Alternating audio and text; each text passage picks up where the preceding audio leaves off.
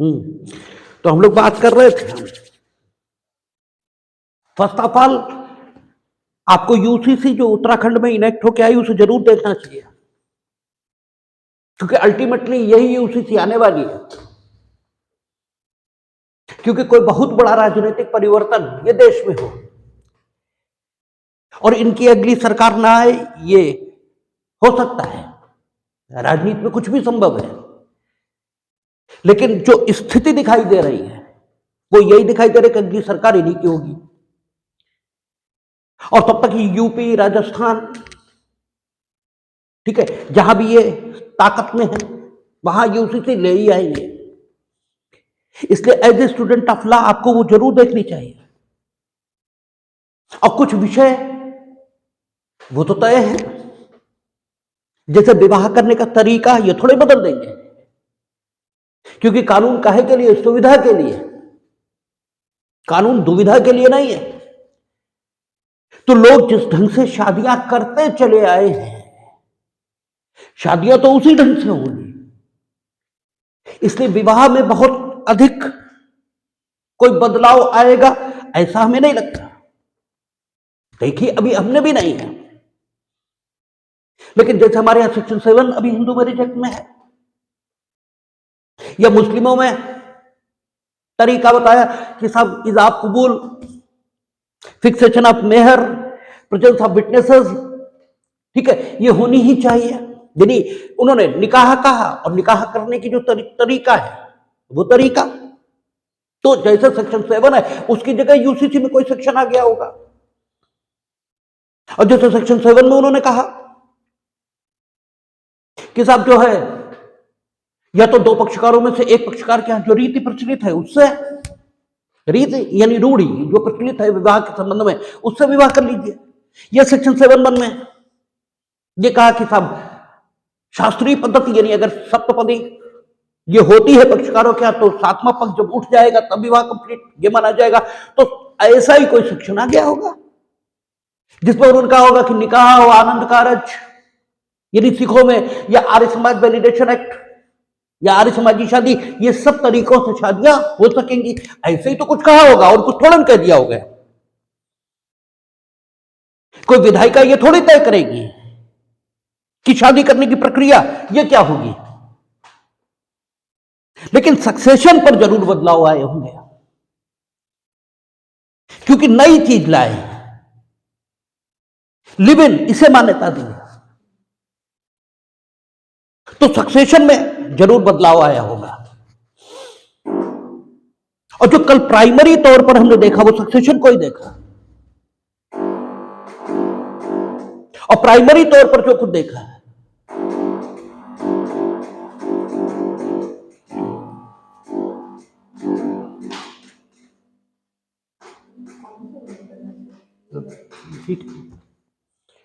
वो live in के sections इन्हीं को देखा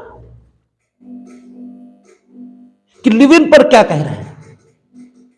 तो लिव इन को जो हमने देखा और जो समझा, उसमें हमें यह समझ में आया कि उन्होंने ऐसा कर दिया है कि बस केवल शादी ही नहीं होगी, बाकी सब कुछ होगा। ठीक है, शादी नहीं होगी मीनिंग देयर भाई, ठीक है आप शादी नहीं करना चाहते मत करिए, और जब शादी नहीं करेंगे तो विवाह विच्छेद, इसका कोई कॉन्सेप्शन नहीं आएगा। यानी जब चाहे आप साथ रहने लगो, जब चाहो साथ मत रहो, बाकी सब कुछ होगा। जिसे आपको रजिस्ट्रेशन ये भी कराना पड़ेगा, नहीं कराया जेल जाओगे, और फिर वो लिव इन मानेंगे भी नहीं, और फिर हो सकता 376 ये भी लिखे। हालांकि एक बात आएगी कि चूंकि लिव इन की औपचारिकताएं पूरी हुए बिना लिव इन में रह रहे थे, तो भी सम्मति ये तो थी, इसलिए 376 का कोई कॉन्सेप्शन बनता नहीं, क्योंकि वहां सम्मति के बिना ये स्थिति आएगी। ठीक है, लेकिन फिर भी अगर विश्वसनीय साक्ष्य न्यायालय के समक्ष ये आया कि आप लिव इन का धोखा देकर, ठीक है, साथ रहते रहे, तब तो 376 आएगी। मतलब एक संभावना ये तो खुली जाएगी। इसलिए उन्होंने बस लिव इन को ऐसा बना दिया कि वो शादी यही नहीं होगी, और चूंकि शादी नहीं होगी तो विवाह विच्छेद इसका कोई सवाल ये नहीं उठेगा। बाकी आपको रजिस्ट्रेशन भी कराना है, बाकी उन्होंने वो सेक्शन बदल दिए।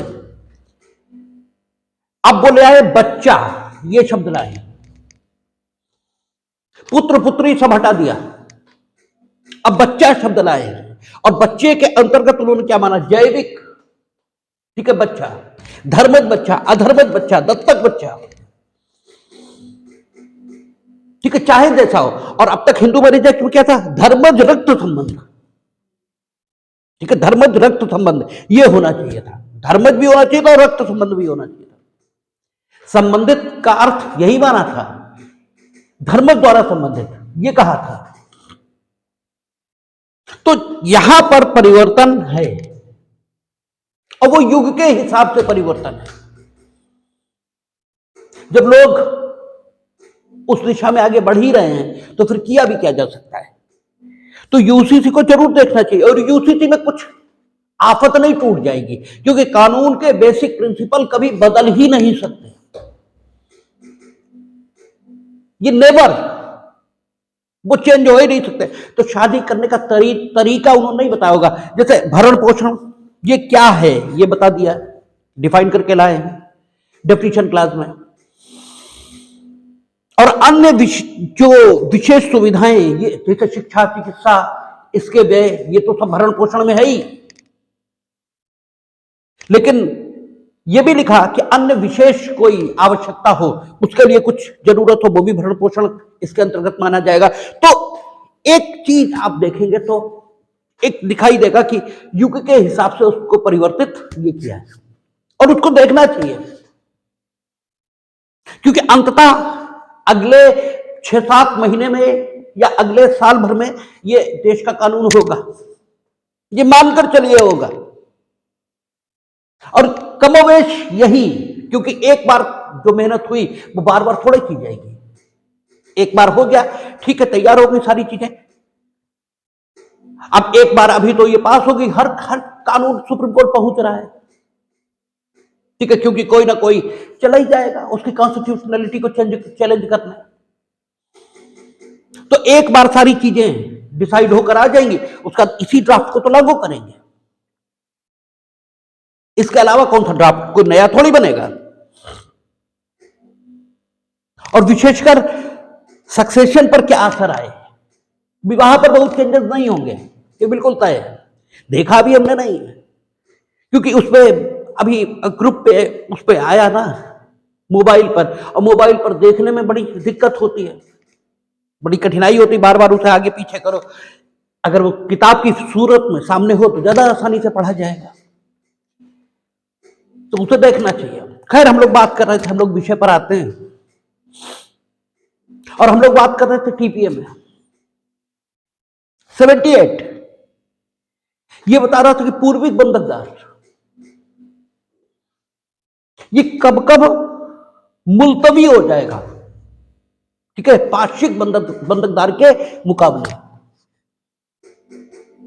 यानी धारा 48 जो पूर्विकता के सामान्य नियम का प्रतिपादन कर रही, उसका एक एक्सेप्शन, उसका एक अपवाद,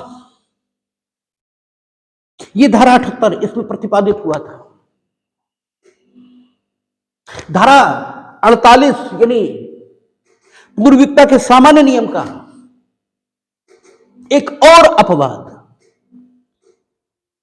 ये सेक्शन 79 इसमें इनेक्ट हुआ है। और सेक्शन 79 इसे आप वैसा मान सकते हैं, मतलब स्वरूप में ये वैसा ही है, प्रकृति में ये वैसा है, जैसा हम लोगों ने इंडियन कॉन्ट्रैक्ट एक्ट में पढ़ी थी, चलत प्रत्याभूति, कंटिन्यूइंग गारंटी। मेरा ख्याल 128 उसमें डेफिनेशन थी उसकी। कंटिन्यूइंग गारंटी में क्या होता था, कंटिन्यूइंग गारंटी में हम लोग ये जानते हैं कि जो प्रतिभू है, जो गारंटर है, वो भविष्यवर्ती संव्यवहारों की गारंटी देता है। ये कहता है कि जिसकी वो गारंटी ले रहा है अर्थात देनदार, ठीक है, वो भविष्य में अगर 10,000 रुपया, 20,000 रुपया, 1,00,000 रुपया इस तक के संव्यवहार करेगा तो मेरी ओर से गारंटी है। 1,00,000 के ऊपर अगर करता है तो मेरी गारंटी नहीं है। अब उसने पहली बार मान लीजिए 10,000 की गारंटी ली, वो 10,000 का लेन देन ये किया, देनदार ने लेनदार से 10,000 रुपए लिया, तो प्रतिभू की गारंटी है, क्योंकि 1,00,000 तक अप टू 1,00,000 उसने लिए। अब कितना बचा? 90,000। अगली बार उसने फिर 20,000 ले लिया, अभी भी कंटिन्यूइंग गारंटी कंटिन्यू है, क्योंकि अभी भी जो अधिकतम रकम इस प्रत्याभूत की संविदा में अभिव्यक्त की गई है वह अधिकतम रकम एग्जॉस्ट नहीं हुई है। अभी भी 20 + 10 30 70 अभी भी बकाया है। अभी 70 फिर वो ले सकता है, और 70 एक बार में ले सकता है या कई बार में ले सकता है, क्योंकि प्रतिभू ने ये चलत प्रकृति की, कंटिन्यूइंग नेचर की गारंटी दे रखी है। इसलिए प्रतिभू इन सब संव्यवहारों के लिए गारंटर माना जाएगा। और चलत प्रत्याभूति का रिवोकेशन यानी प्रतिसंगरण ये कैसे होता है? ये 129 वहां बताया है। 129 हो, 130 हो, मतलब जब हम बेयर बोल रहे हैं तो थोड़ा बेयर से मिला जरूर लें, क्योंकि हर समय बेयर मेरे दिमाग में होगा। ये मानवीय तौर पर मेरे साथ अन्याय है, ये मानवीय क्षमताओं के परे की बात है कि भाई हर बेयर हर समय मेरे दिमाग में हो। लेकिन हां, इतना गलत भी सेक्शन हम कोट नहीं करेंगे कि वो वहां पर कहीं हो ही ना। अगर हम 128 कह रहे हैं तो हो सकता है 129 हो सकता है 127 हो, तो आप बेयर से एक बार मिला लें। जहां तक है 129 चलत प्रत्याभूत का प्रतिसंगरण इसकी बात करता था, उसी नेचर का, उसी तरह का सेक्शन कौन सा है आपका? टीपीए का ये जो सेक्शन है 79, ये उसी प्रकृति का सेक्शन है। यहां कहता है जबकि एक पूर्विक बंधक हुआ है, और उस पूर्विक बंधक में जो बंधक की संपत्ति है उसमें रकम जो अधिकतम ली गई है वो अभिव्यक्त है। उस दशाओं में अगर पाश्चिक बंधकदार इस पूर्विक बंधक की सूचना होते हुए पश्चातवर्ती बंधक उसी बंधक की संपत्ति पर करेगा तो पूर्विक बंधक, ठीक है, ये जो चूंकि अधिकतम रकम अभिव्यक्त है वहां, तो उस सीमा तक वो मुलतवी रहेगा। सेक्शन देखते हैं कि क्या कहता है। टेस्ट, बेयर टेस्ट, इसे पढ़ लेते हैं। कहता है कि जबकि अधिकतम रकम अभिव्यक्त है तब अनिश्चित रकम को प्रतिभूत करने के लिए बंधक, कहता है यदि भविष्यवर्ती उधारों को, वचनबंध के पालन को या किसी चालू खाते की बाकी को प्रतिभूत करने के लिए किए गए किसी बंधक में वह अधिकतम रकम अभिव्यक्त है जो तद द्वारा प्रतिभूत की जानी है, तो उसी संपत्ति का कोई पाश्चिक बंधक यदि किसी पूर्विक बंधक की सूचना होते हुए किया गया है, उस अधिकतम से अनधिक उन सब उधारों या विकलनों की बाबत यद्यपि वे पाश्चिक बंधक की सूचना होते हुए दिए गए या अनुज्ञात किए गए, उसी संपत्ति का पाश्चिक बंधक पूर्विक बंधक के मुकाबले मुलतवी होगा। अब हुआ क्या है? बंधककर्ता ने अपनी संपत्ति का एक बंधक ये कर दिया और उसने कहा 2 लाख रुपए तक, 2 लाख रुपए तक के लिए हम अपनी अमुक संपत्ति का बंधक ये कर रहे हैं। 2 लाख रुपए तक के लिए उसने किया है। और फर्स्ट ट्रांजेक्शन में जो उसने पैसे लिए वो कितने हैं? 10,000। फर्स्ट ट्रांजेक्शन में उसने 10,000 रुपए, 20,000 रुपए, 30,000 रुपए ये लिए, और बंधक कितने तक का है? 2 लाख। बंधक के व्यवहार में वह अधिकतम रकम अभिव्यक्त है। ठीक है, जिस तक बंधक की संपत्ति का बंधक ये किया गया है वह अधिकतम रकम अभिव्यक्त है। अब उसने 10,000 रुपए लिए, बंधक के व्यवहार में जो बंधक विलेख तैयार हुआ उसमें वह बंधक, ठीक है, वह रकम जिस तक वो बंधक, ठीक है, परिवर्तित हो सकता है वह रकम अभिव्यक्त, और वह रकम 2 लाख रुपए। अब आपने यानी दूसरे बंधकदार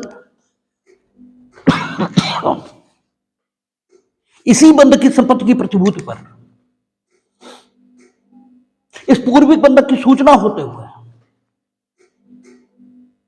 क्या किया, एक और बंधक ये कर दिया। ठीक है, दूसरे बंधकदार ने इसी बंधक की संपत्ति की, ठीक है, प्रतिभूति पर 50,000 रुपया बंधककर्ता को और दे दिया। क्योंकि अगर संपत्ति का मूल्य धारा 66 के मुताबिक, ठीक है, ज्यादा है तो उसकी प्रतिभूति पर 2 लाख रुपए के अतिरिक्त 50,000 रुपए और दिए जा सकते हैं। ठीक है ना, क्योंकि धारा 66 क्या बताती है कि बंधक की संपत्ति, ठीक है, बंधक धन के मुकाबले हमेशा 1/3 ज्यादा रहनी चाहिए, और अगर बंधक की संपत्ति निर्माण है तो हर समय उसे बंधक धन के मुकाबले आधा ये ज्यादा रहना चाहिए। ठीक है ना, यही तो कहा था धारा 66। इसलिए एक ही संपत्ति के कई सारे बंधक ये निर्मित हो सकते हैं। भाई, एक संपत्ति की कीमत 1 करोड़ रुपए है, 2 लाख रुपए तक के लिए एक बंधक किया गया। अब 2 लाख रुपए से 1 करोड़ 1/3 तो हमेशा ही ज्यादा है। इसी, ठीक है, प्रतिभूति पर 2 लाख रुपए का एक और बंधक कर दिया गया, तो अभी तो बहुत सारे बंधक हो सकते हैं क्योंकि 1/3 ज्यादा रहना चाहिए ये कहा। तो संपत्ति का मूल्य तो 1 करोड़ है, तो कई सारे बंधक ये निर्मित हो सकते हैं इसी संपत्ति के। अब जो पहला 2 लाख का किया था उसमें 2 लाख का बंधक तो किया, अधिकतम रकम तो अभिव्यक्त है, लेकिन 2 लाख इनफैक्ट लिए नहीं। ठीक है ना, अधिकतम रकम 2 लाख रुपए ये बंधक विलेख में लिखी हुई कि 2 लाख रुपए के लिए बंधक निर्मित किया जा रहा है, लेकिन वास्तव में 2 लाख रुपए इन कैश ले लिए गए हो ऐसा नहीं हुआ। वह अधिकतम रकम जो ली जा सकती है इस बंधक में वह 2 लाख रुपए है, यह लिखा हुआ है बंधक विलेख में। इनफैक्ट वास्तव में जो लिया गया वो 10,000 रुपए, 20,000 रुपए। अब इसी संपत्ति की प्रतिभूति पर एक और बंधक 2 लाख रुपए के लिए ये निर्मित हो गया। ठीक है, अब ये जो 2 लाख रुपए वाला है, ठीक है, जो अन्य बंधक दूसरा निर्मित हुआ इसने दिए भी पैसे तो सारी चीजें हो गई। उधर अधिकतम रकम जहां अभिव्यक्त थी तो 10,000 रुपए उसने दिए थे और 10,000 रुपए बाकी उसके बकाया थे। किसके बंधककर्ता के? वो चाहता है 1,90,000 बंधकदार से भी और ले ले, उसने उस समय वो लिए नहीं थे, इसी बीच उसने दूसरा बंधक कर दिया। ठीक है ना, और इस दूसरे बंधक की सूचना रहते हुए, ठीक है, पहले बंधक की सूचना रहते हुए दूसरे ने किया, अब इस दूसरे बंधक की सूचना रहते हुए पहले बंधकदार ने बकाया 1,90,000, ठीक है, ये रकम इस बंधककर्ता को दे दी। तो जो पूर्विकता का सामान्य नियम कहता है, अगर सेक्शन 79 ना हो तो जो पूर्विकता का सामान्य नियम कहेगा वो कहेगा 10,000 रुपए के लिए पूर्विक बंधकदार इसे पूर्विकता मिलेगी। ठीक है ना, फिर 2 लाख के लिए पश्चातवर्ती बंधकदार इसे पूर्विकता मिलेगी, और फिर 1,90,000 के लिए पूर्विक बंधकदार इसे पूर्विकता मिलेगी। जो पूर्विकता का सामान्य नियम है धारा 48 में वो ये कहेगा, क्योंकि धारा 48 कहती है कि अगर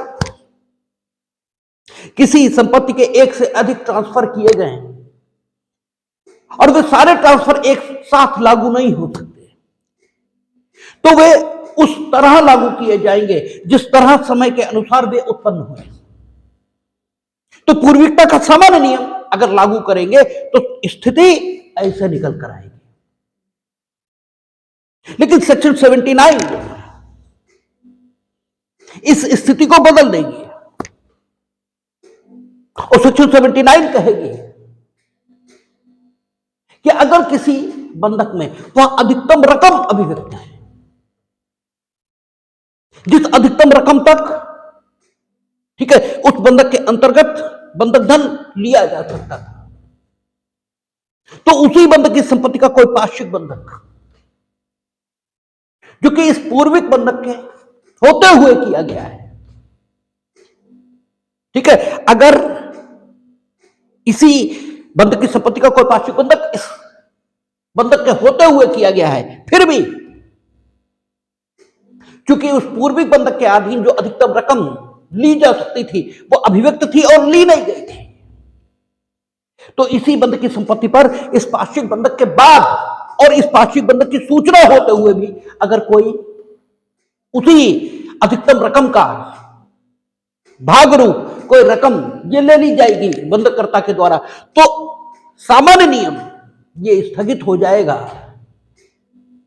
और पूर्विक बंधकदार के मुकाबले ये पार्श्विक बंधकदार स्थगित रहेगा, ठीक है ना, क्योंकि अपनी बाद वाली रकम के लिए भी पूर्विक बंधकदार पूर्विकता प्राप्त करेगा, ये स्थगित रहेगा। इसका मतलब पूर्विक बंधकदार अपनी, ठीक है, बाद वाली रकम के लिए जो इस बंधक की सूचना होते हुए उसने ली है उसके लिए भी पूर्विकता प्राप्त कर लेगा, ऐसा सेक्शन 79 कह रही है। कहती है यदि भविष्यवर्ती उधारों को, भविष्यवर्ती यानी अभी लिए नहीं गए वो, यदि भविष्यवर्ती उधारों को वचनबंध के पालन को, अब भविष्यवर्ती वचनबंध के पालन को इस पर भी पढ़ा जाएगा, ठीक है ना, क्योंकि क्या लिख रहा है, यदि भविष्यवर्ती उधारों को वचनबंध के पालन को, तो जो पढ़ने के नियम हैं उनके मुताबिक भविष्यवर्ती शब्द उधारों से पहले भी पढ़ा जाएगा और वचनबंध से पहले ये भी पढ़ा जाएगा, ठीक है ना। तो यदि भविष्यवर्ती उधारों को वचनबंध के पालन को या किसी चालू खाते के बाकी को प्रतिभूत करने के लिए किए गए किसी बंधक में वह अधिकतम रकम अभिव्यक्त है, ठीक है ना, भविष्यवर्ती उधारों को कि बाद में हम तुमसे पैसे ले लेंगे, किसी भविष्यवर्ती वचनबंध के पालन को या किसी खाते की बकाया को प्रतिभूत करने के लिए जो बंधक किया गया है उसमें अधिकतम रकम यह अभिव्यक्त है। 2 लाख रुपए तक के भविष्यवर्ती उधारों को प्रतिभूत करने के लिए हम ये बंधक कर रहे हैं, 2 लाख रुपए तक के भविष्यवर्ती वचनबंधों के पालन को प्रतिभूत करने के लिए हम ये बंधक कर रहे हैं, 2 लाख रुपए तक की इस खाते की जो बकाया है उसको प्रतिभूत करने के लिए हम बंधक कर रहे हैं, ठीक है ना। यदि भविष्यवर्ती उधारों को वचनबंधों के पालन को या किसी खाते की बकाया उसकी रकम को प्रतिभूत करने के लिए कोई बंधक किया जाता है, ठीक है, और उसमें वह अधिकतम रकम अभिव्यक्त है जो तदत द्वारा प्रतिभूत की जानी है, वो अधिकतम रकम अभिव्यक्त है उसमें जो तदत द्वारा प्रतिभूत होनी, 2 लाख रुपए अधिकतम रकम अभिव्यक्त है, ठीक है ना। तो उसी संपत्ति का कोई पार्श्विक बंधक, इसी संपत्ति का फिर पार्श्विक बंधक किया जा रहा है यदि वह किसी पूर्विक बंधक की सूचना होते हुए किया गया, ठीक है ना। पूर्विक बंधक की पार्श्विक बंधक जब किया जा रहा है तो पूर्विक बंधक की सूचना है कि पूर्विक बंधक है, मौजूद है इस पर और वो अधिकतम रकम अभिव्यक्त है जो प्रतिभूत की जानी है, ठीक है, होते हुए किया गया है, उस अधिकतम से अनधिक,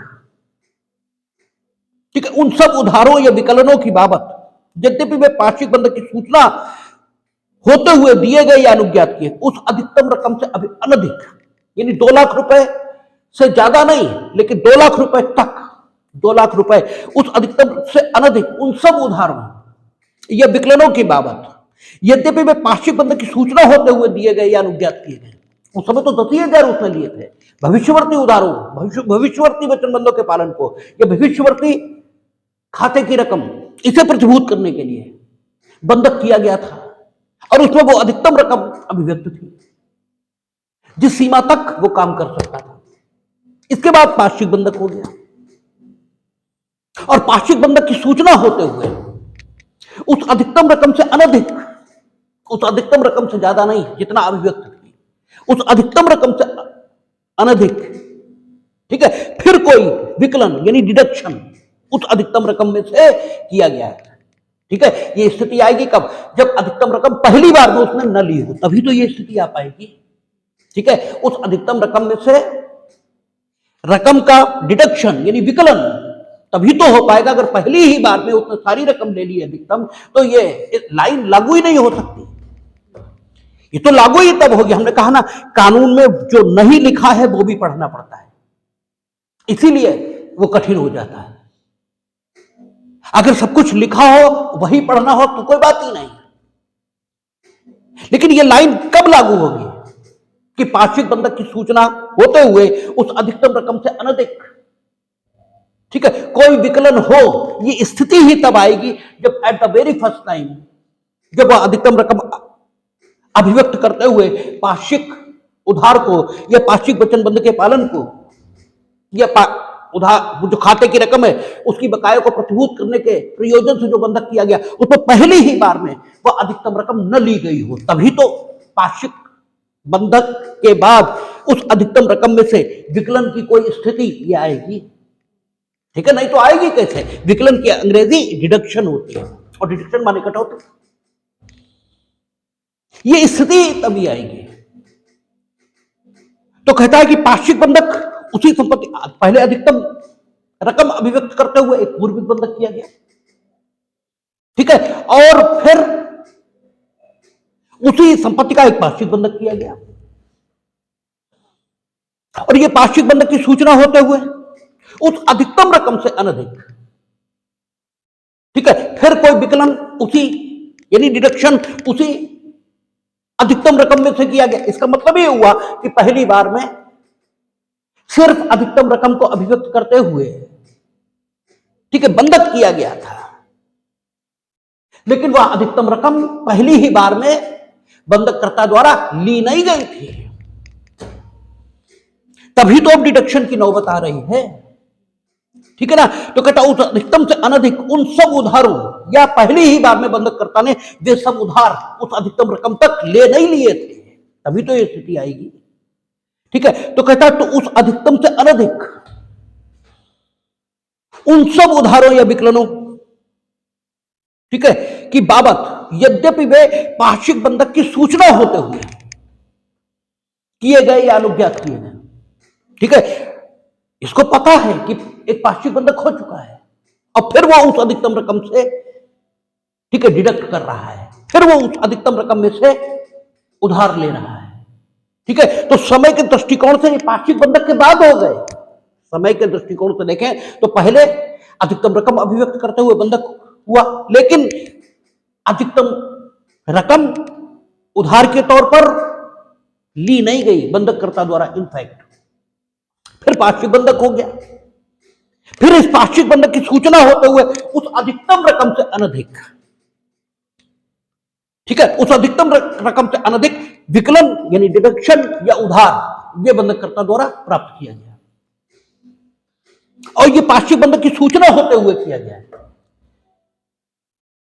तो स्थिति क्या रहेगी कि ये जो पूर्विक बंधकदार है ये इस विकलन या इस उधार को जो पार्श्विक बंधक की सूचना रहते हुए इसके द्वारा लिया गया है, इसकी बाबत भी पूर्विकता प्राप्त करेगा और ऐसे माना जाएगा मानो पार्श्विक बंधकदार से पूर्व ही इसने ये रकम ले ली हो, क्योंकि पार्श्विक बंधकदार ने जब बंधक किया था तो अधिकतम रकम भले ही न ली गई हो, भले ही न ली गई हो, लेकिन अधिकतम रकम के लिए प्रतिभूत था मामला बंधक के द्वारा। तो इस पार्श्विक बंधकदार को पता था कि अधिकतम रकम कभी भी ली जा सकती है। तो साम्या इक्विटी यही कहती है कि इस विकलन और इस उधार की रकम जो कि पार्श्विक बंधक की सूचना रहते हुए पूर्विक बंधकदार ने प्राप्त की है, इसकी बाबत भी उसे पूर्विकता मिलनी चाहिए और धारा 48 पूर्विकता का सामान्य नियम इसको स्थगित रहना चाहिए, क्योंकि समय के दृष्टिकोण से पार्श्विक बंधक के बाद जो इसने विकलन किया या पार्श्विक बंधक के बाद जो इसने रकम प्राप्त की, बस समय के दृष्टिकोण से बाद में है पार्श्विक बंधक के, लेकिन वह अधिकतम रकम से अनधिक, अधिकतम रकम से ज्यादा उसने कुछ नहीं लिया और उस अधिकतम रकम के लिए ठीक है, वह बंधक उसी दिन मौजूद था जिस दिन पाक्षिक बंधकदार ने, ठीक है, पाक्षिक बंधक किया था। तो इक्विटी साम्या, इसकी मांग यही है कि क्या होना चाहिए, ये जो पूर्विक बंधकदार है इसे पाक्षिक बंधक के होते हुए उस अधिकतम रकम से अनधिक लिए गए सभी उधारों, ये विकलनों की बाबत में समय के दृष्टिकोण से कभी किए गए हों, चाहे पाक्षिक बंधक से पूर्व और चाहे पाक्षिक बंधक के बाद, इसे पूर्विकता मिलनी चाहिए पाक्षिक बंधक के मुकाबले। ठीक है ना, इसे पाक्षिक बंधक के मुकाबले पूर्विकता उन सभी उधारों, ये विकलनों की बाबत मिलनी चाहिए जो उस अधिकतम रकम से अनधिक, अनधिक यानी अधिक नहीं है। ठीक है ना, क्योंकि पाक्षिक बंधकदार ने जिस डेट पर बंधक किया था उस डेट पर अधिकतम रकम अभिव्यक्त की, जिसके लिए वो हो सकता था,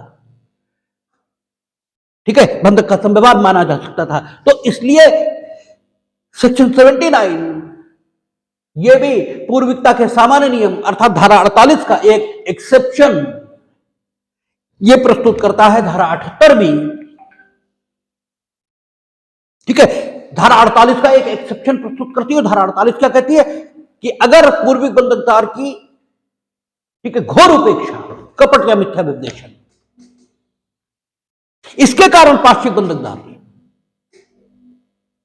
रकम देने के लिए बंधक के संव्यवहार में उत्प्रेरित हुआ है,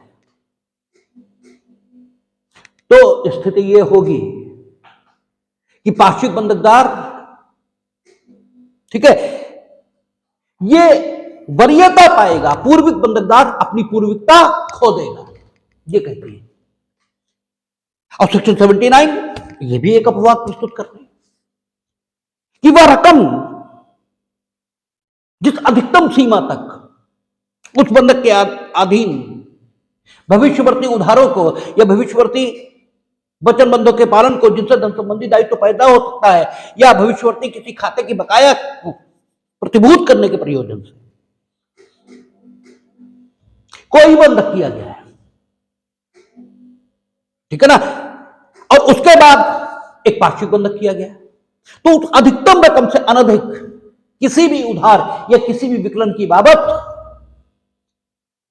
पूर्विक बंधकदार पूर्विकता का हकदार होगा, भले ही वो पाक्षिक बंधक के बाद, ठीक है, विकलन या उधार की रकम ये ली गई है बंधककर्ता के द्वारा बंधकदार से, ठीक है ना, भले ही पाक्षिक बंधक इसके बाद ली गई है और पाक्षिक बंधक की सूचना रहते हुए ली गई है, लेकिन उस अधिकतम रकम से अनधिक ही तो ली गई है। और पाक्षिक बंधक जिस दिन था उस दिन ये मालूम था पाक्षिक बंधकदार को किस रकम से अनधिक रकम तक के लिए ये प्रतिभूत है, ठीक है ना। तो साम्य का नियम यही कह रहा है, यही न्याय साम्य और शुद्धताकरण के अनुकूल लगता है कि इस पूर्विक बंधकदार को उस अधिकतम रकम तक पूर्विकता मिलनी चाहिए। वो अधिकतम रकम इसने समय के दृष्टिकोण से कब प्राप्त की, इसका कोई मूल्य नहीं होना चाहिए, ठीक है ना, ठीक है, क्लियर है बात, ठीक है, बात समझ में आ रही है। इसमें समझने लायक क्या है, आप अगर खुद से समझना चाहेंगे तो ये कभी नहीं आएगा। हमने पहले ही कहा मेरे साथ चलिए, आप अगर इसे खुद से समझना चाहेंगे कभी नहीं आएगा। अधिकतम रकम अभिव्यक्त, वो अधिकतम रकम अभिव्यक्त कर दी गई जिस अधिकतम रकम तक किसी बंधक के अधीन बंधक धन प्राप्त किया जा सकता था। जब वो अधिकतम रकम अभिव्यक्त है कि हमने इस सीमा तक, ठीक है, बंधक धन के लिए ये बंधक का संव्यवहार किया, तो वो अधिकतम रकम हमने समय के दृष्टिकोण से कब प्राप्त की, इसका क्या मतलब। हम चाहे आज प्राप्त करें चाहे 2 साल बाद प्राप्त करें, अधिकतम रकम तो अभिव्यक्त है कि 2 लाख रुपए तक के लिए हमने इसे बंधक किया है संपत्ति को। अब अगर आप उसी संपत्ति की प्रतिभूत पर बंधककर्ता को, ठीक है, बंधक दम देना चाहते हैं, यानी आप पाक्षिक बंधकदार हैं, तो आपको यह तो मालूम है कि यह अधिकतम रकम, इसके लिए यह बंधक की संपत्ति ऑलरेडी, ठीक है, बंधक के अधीन है, ये तो आपको जानकारी में है। हमने वो अधिकतम रकम प्राप्त की है इनफैक्ट या नहीं प्राप्त की, इससे आपको क्या लेना देना। आप तो पाक्षिक बंधकदार हो, आपको पता है कि इस अधिकतम रकम तक यह ऑलरेडी बंधक के अधीन है। आपने फिर, ठीक है, एक पाक्षिक बंधक निर्मित कर दिया उसी बंधक की संपत्ति की प्रतिभूति पर, करें आप, कोई दिक्कत नहीं। उसके बाद हमने उस अधिकतम रकम से अनधिक कोई डिडक्शन या कोई उधार ये बंधकदार से ले लिया, तो इससे तुम्हें क्या दिक्कत है? उस अधिकतम रकम से ज्यादा तो हमने नहीं लिया, ठीक है, और वो अधिकतम रकम तुम्हें पता थी उसी डेट पर जब तुम पाक्षिक बंधक कर रहे थे। तो भले ही हमें यह मालूम हो कि तुमने पाक्षिक बंधक कर दिया, लेकिन हम उस अधिकतम रकम तक कोई भी रकम उससे लेने को हकदार हैं, और वो अधिकतम रकम से अनधिक कोई रकम हम लेने के हकदार कब होंगे? जब पहली ही बार में अधिकतम रकम तक रकम हमने न दी हो, तभी ऐसा हो पाएगा, अन्यथा ऐसा हो ही नहीं पाएगा। अब हमने अधिकतम रकम से अनधिक कोई रकम ले ली। अब आप कहो पाक्षिक बंधकदार के तौर पर कि ये वाली रकम तो इनने हमसे बाद में ली है, ठीक है, लेकिन वो अधिकतम रकम से अनधिक है ना, तो तुम्हें उस अधिकतम रकम से अनधिक किसी भी रकम के लिए कोई पूर्विकता क्यों मिले? वो अधिकतम रकम जिस डेट पर तुमने बंधक किया था, उस डेट पर तुम्हें मालूम था कि इस अधिकतम रकम तक ये बंधक के अधीन है संपत्ति, तो उस अधिकतम रकम तक तो पूर्विक बंधकदार को ही पूर्विकता मिलनी चाहिए, क्योंकि वो अधिकतम रकम अभिव्यक्त थी उसी दिनांक पर जिस दिन पाक्षिक बंधकदार ने बंधक किया। तो न्याय, साम्य और सुगमताकरण की मांग यही है कि पूर्विक बंधकदार को उस अधिकतम रकम से अनधिक किसी भी रकम के लिए किसी भी पाक्षिक बंधक के होते हुए भी पूर्विकता मिलनी चाहिए। बस यही तो कह रहा है सेक्शन, और क्या कह रहा है? आप खुद कोई कानून का सेक्शन समझने की कोशिश न करें। हम तो बार बार कहते हैं ये बात कि सारे टीचर कहते होंगे कि समझने की कोशिश करिए, हम कहते हैं समझने की कोशिश बिल्कुल मत करिए। हम तो ये कहते हैं कि आपने समझने की कोशिश की, बस नहीं समझ में आएगा।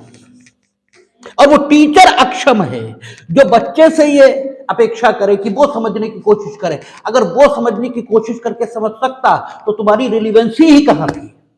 वो खुद ही समझने की कोशिश करता, समझ लेता। वो समझने की कोशिश करके नहीं समझ सकता।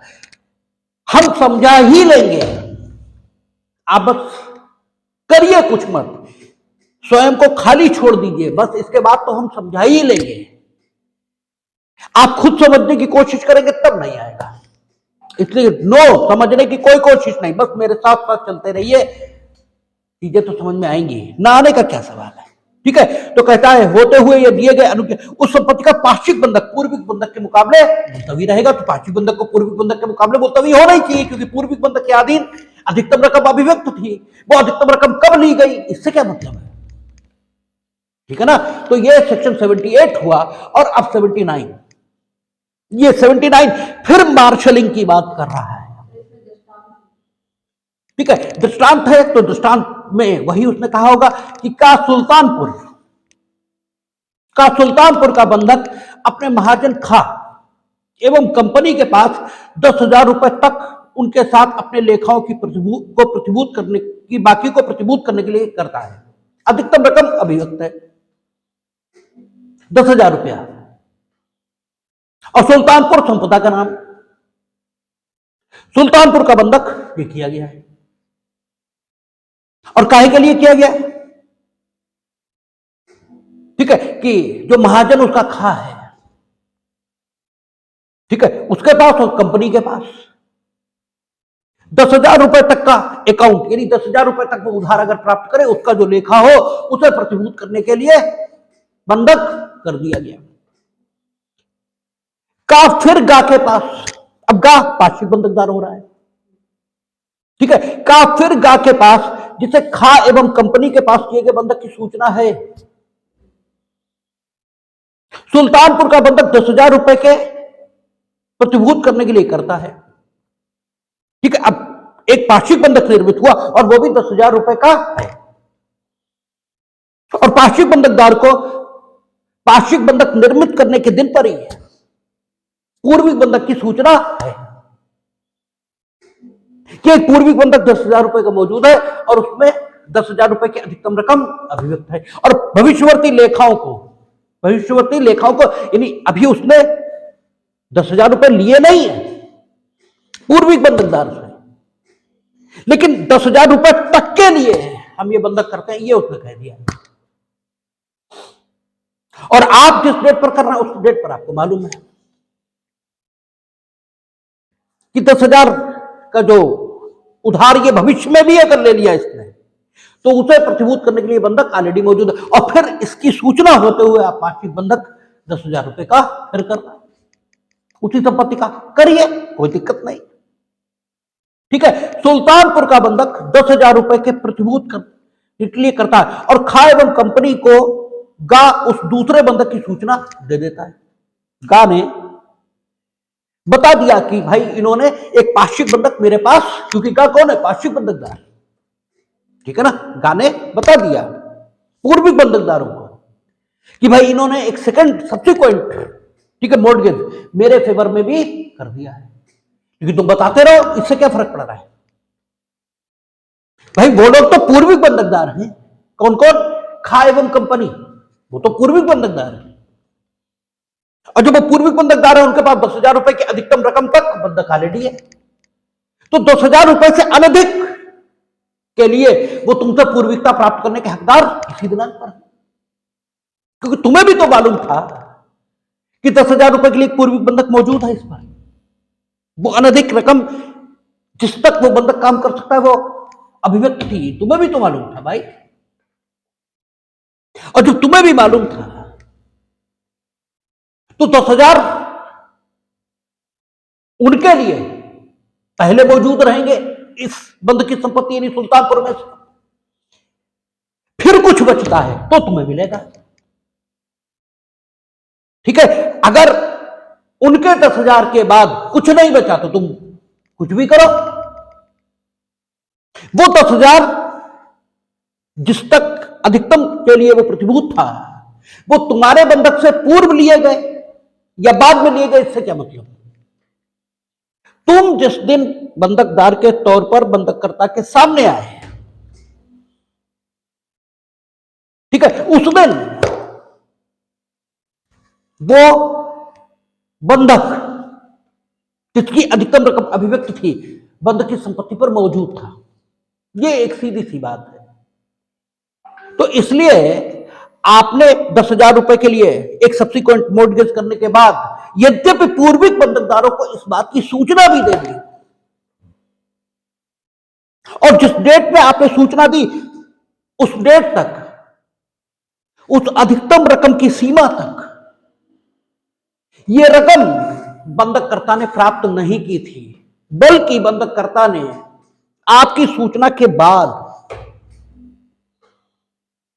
जो आपने बंधकदारों को दी, आपने बंधकदारों को दी, यानी आप पाक्षिक बंधकदार ने पूर्विक बंधकदारों को दी, आपकी सूचना के बाद उन पूर्विक बंधकदारों ने बंधककर्ता को वह रकम जो उस अधिकतम रकम से अनधिक है यह प्रदान की है। तो इससे फर्क क्या पड़ता है। अब आप कहोगे नहीं साहब हमने जिस दिन सूचना दी थी उस दिन तुमने 1,000 रुपए दिए थे और हमारी सूचना के बाद तुमने 9,000 और दे दिए, ठीक है, तो तुम्हें पूर्विकता जो मिलनी चाहिए वो 1,000 रुपए के लिए मिलनी चाहिए, 9,000 के लिए नहीं मिलनी चाहिए, क्योंकि हमने तुम्हें सूचना दे दी थी कि भाई मेरे भी 10,000 रुपए हैं। तो तुम्हारी ये बात क्यों मान ली जाए भाई, क्यों मान ली जाए। तुमने जिस दिन 10,000 रुपए के लिए बंधक किया उस डेट पर वो 10,000 रुपए तक की सीमा तक उन बंधकदारों से कभी भी रकम ले सकता है, ये तो तुम्हें मालूम था। तो भाई तुम्हारी बात क्यों मान ली जाए। क्योंकि कानून में स्मार्टनेस नहीं चलती है। आप बड़े भारी स्मार्ट थे, आपने क्यों किया ऐसा? और फिर अपनी गलती का परिणाम कौन भुगतेगा? तुम भुगतोगे। पूर्व बंधक में ये अधिकतम रकम अभिव्यक्त है, तुम्हें नहीं मालूम था? तुम्हें भी तो मालूम था, क्यों दिए तुमने? और दिए तो पहले वो चुकता होंगे। उस अधिकतम रकम से अनधिक रकम यही तो ली गई, उस अधिकतम रकम से अधिक ली गई हो तो उस अधिकतम, जैसे 20,000, उसके बाद पांच जो पूर्वी बंधकदार है 20,000 रुपए बंधक करता हुआ, तो वे क्या अधिकतम रकम यानी 10,000 रुपए तक के लिए पूर्विकता पाएंगे। बाकी 10,000 के लिए पहले तुम्हारा मिलेगा, पार्षिक बंधकदार का, फिर उनका मिलेगा। तब 48 का सामान्य नियम आ जाएगा। लेकिन वह अधिकतम रकम जो अभिव्यक्त है उस तक तो पूर्विकता पूर्विक बंधकदार उसी को मिलनी चाहिए और उसी को मिलेगी। देखें यहां कहता है कि सुल्तानपुर का बंधक 10,000 रुपए का प्रतिभूत करने के लिए करता है और खा एवं कंपनी को गा उस दूसरे बंधक की सूचना देता है। दूसरे बंधक की तारीख को खा एवं कंपनी को शोध दे, बाकी 5,000 रुपए से अधिक नहीं है। जिस डेट पे सूचना दी गई उस डेट में जो खाते की बकाया है वो कितनी है? 5,000 रुपया। यानी 5,000 रुपया तो अभी और ले सकता है, वो बंधक करता है। ठीक है। अच्छा, खा एवं कंपनी उसके पश्चात का को ऐसी राशि देते हैं जिससे का के खाते में विकलन 10,000 रुपए की राशि से अधिक हो जाती है। ठीक है। अब पूर्वी बंधकदार ऐसी धनराशि ये दे देते हैं बंधककर्ता को उधार जो अधिकतम रकम से अधिक हो जाती है। तो जो अधिकतम रकम से अधिक है उसकी बाबत पूर्विक बंधकदार किसी पूर्विकता के हकदार नहीं है, लेकिन अधिकतम रकम की सीमा तक जितनी रकम है उस सीमा तक पूर्विक बंधकदार पार्षिक बंधकदार के मुकाबले पूर्विकता के हकदार है। ये कहा उन्होंने कि गा के मुकाबले में 10,000 रुपए तक पूर्विकता के हकदार है। तक शब्द ले आए। ठीक है कि 10,000 रुपए तक पूर्विकता के हकदार है। इसका मतलब ये हुआ कि 10,000 रुपए की सीमा से ऊपर जो रकम उन्होंने दे दी उसके लिए पूर्विकता के हकदार पूर्विक बंधकदार नहीं है। और दृष्टांत ये हमेशा किसका? सेक्शन का भाग है। दृष्टांत का वही महत्व है जो सेक्शन का है, क्योंकि सेक्शन और दृष्टांत एक ही स्रोत से आए हैं। और आप जो गलती करते हैं वो यही कि दृष्टांत तो ऐसे मान लेते हैं जैसे आप एग्जाम्पल्स गढ़ लिया करते हैं ना। आपसे पूछो हत्या क्या है? कोई किसी को मार डाले, जैसे कि ए ने बी को मार दिया। अरे क्या ए बी को मार देगा तो हत्या होगी? क्या हम आपकी चीज ले लेंगे तो चोरी होगी? ठीक है। आप परिभाषा गढ़ते हैं उदाहरणों के माध्यम से और आप ऐसा मानकर चलते हैं कि मानो दृष्टांत इसीलिए देंगे ना, दृष्टांत इंस्टीट्यूट का भाग है। दृष्टांत इसलिए दिया गया कि आप शिक्षण को कैसे पढ़ो इसकी जानकारी विधायिका आपको दे रही है कि ऐसे पढ़ना है आपको शिक्षण। और सेक्शन में जो कुछ छूट गया वो पूरा कर देती है विधायिका दृष्टांत के माध्यम से। यही किया है 79 में, क्योंकि सेक्शन सिर्फ यहां चुप हो गया कि उस अधिकतम रकम तक पूर्विकता का हकदार है। ठीक है। उस अधिकतम रकम से ज्यादा के लिए पूर्विकता का हकदार नहीं है, यह नहीं लिखा है, लेकिन दृष्टांत में लिखा है। क्योंकि तक शब्द ले आए कि पूर्विक बंधकदार किस सीमा तक पूर्विकता का हकदार है? उस अधिकतम सीमा तक। उसके ऊपर जो कुछ है तो पहले, जैसे तुमने 10,000 तक के लिए प्रतिभूत था, जिस डेट पे पार्षिक बंधकदार ने यह बंधक बन दिया, ठीक है, उस डेट पर 5,000 रुपए ये निकाले जा चुके थे, 5,000 रुपए बकाया थे। अब आपने बंधककर्ता को, आपने यानी पूर्व बंधकदारों ने 20,000 रुपए उससे दे दिया, तो अब 10,000 की रकम तक के लिए पूर्विकता के हकदार हैं। पहले आपके 10,000 मिलेंगे, फिर पार्षिक बंधकदार के 10,000 मिलेंगे और फिर बकाया तुम्हारे 10,000। अगर बचे, बंधक की संपत्ति में कुछ बच गया तो बकाया तुम्हारा 10,000 मिलेगा। अगर जो बंधक की संपत्ति उसे बेचने पर 7,000 आए यानी तुम्हारे 10,000 दे दिए गए, पार्षिक बंधकदार के 10,000 दे दिए गए और बकाया 7,000 बचा, तो अब 7,000 तुम्हें मिलेगा। 3,000 के लिए, ठीक है, धारा 68 के मुताबिक तुम पर्सनली मुकदमा लाओ। किस पर? बंधककर्ता पर, क्योंकि धारा 68 ये बता रही है ना कि बंधकदार बंधक धन के लिए मुकदमा लाने का कब कब हकदार है। तो प्रतिभूति पर्याप्त होने की दशा में लाने का हकदार है। तो 10,000 रुपए तक तो तुम्हें पूर्वता मिलेगी। 10,000 फिर पार्षिक बंधकदार के, फिर जो रकम तुम्हारी बच रही है उसके लिए तुम पूर्विकता के हकदार नहीं हो। अगर बंधक की संपत्ति में से कुछ बचा तो तुम्हें निश्चित मिलेगा, नहीं बचा तो फिर तुम धारा 68 का प्रयोग करो, ठीक है ना, क्योंकि वहां लिखा है कि बंधक धन के लिए कब कब मुकदमा आ सकता है। तो अगर वो धारा संतुष्ट होगी तो तुम मुकदमा ले आना, नहीं होगी तो तुम अपनी खपड़ी पीटो, क्योंकि कानून में ये तो नहीं है कि तुम चाहे जो कुछ करते रहो कानून तुम्हारी सहायता करे। कानून के मुताबिक जब तुम्हारा आचरण होगा तभी कानून तुम्हारी मदद करेगा, अन्यथा कानून को पागल कुत्ते नहीं काटाएगा, तुम्हारी आके मदद करना शुरू कर देगा। ठीक है, आप कानून के मुताबिक आचरण करेंगे तो निश्चित कानून आपकी मदद करेगा, क्योंकि साम्या का संकल्प क्या है, ठीक है, हम उसकी मदद करेंगे जो साफ हाथों से आता है और जो दूसरे को वो देने को तैयार है जो दूसरे का है। आप दूसरे का जो है वो तो दूसरे को देने को तैयार नहीं, तो फिर आपका क्यों मिले? अगर आप स्मार्ट बन रहे थे तो बनिए। कानून में जैसे जो समाज के लोग ना अपने को स्मार्ट मानते, कानून बनाने वाले आपसे बहुत स्मार्ट हैं। आप जहां सोचना बंद करते हो कानून वहां से सोचना शुरू करता है, क्योंकि जब तक दो पक्षों में सहमति बनी हुई है तब तक कानून का कोई रोल ही नहीं होता।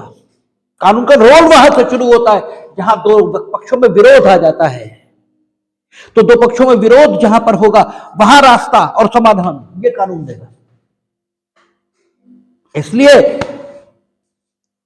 कानून आपकी अपेक्षाओं और सोचों से ज्यादा स्मार्ट होता है, और कानून में प्रत्येक स्थिति, प्रत्येक विचार, प्रत्येक बात जो आपके दिमाग में पैदा हो सकती है उस सबका उत्तर कानून में होता है। ये अलग बात है कि आपको कानून समझ में ही ना आए और आप ये माने कि कानून अपूर्ण है। होता भी है अपूर्ण, कई बार अपूर्ण होता भी है, लेकिन ऐसा रेयर होता है। और वहां पर अर्थान्वयन का प्रयोग करके न्यायालय निर्णय विधि इसके माध्यम से कानून को पूरा कर देता है। कानून को समझने की कोशिश करिए, ये बहुत रुचिकर और रोचक विषय है। ये ह्यूमन साइंस है, बिहेवियरल साइंस है, ये व्यवहार का विज्ञान है। इसलिए इसे फिजिक्स, केमिस्ट्री और मैथमेटिक्स के फार्मूलों की तरह समझने की कोशिश न करिए। ये व्यवहार का विज्ञान है और मानव व्यवहार के संदर्भ में इसे समझने की कोशिश करेंगे तो डेफिनेटली ये समझ में आएगा। अब समय नहीं बचा है, इसलिए क्रमबंधन, मार्शलिंग और कंट्रीब्यूशन 81 और 82 इस पर कल बात करेंगे हम लोग।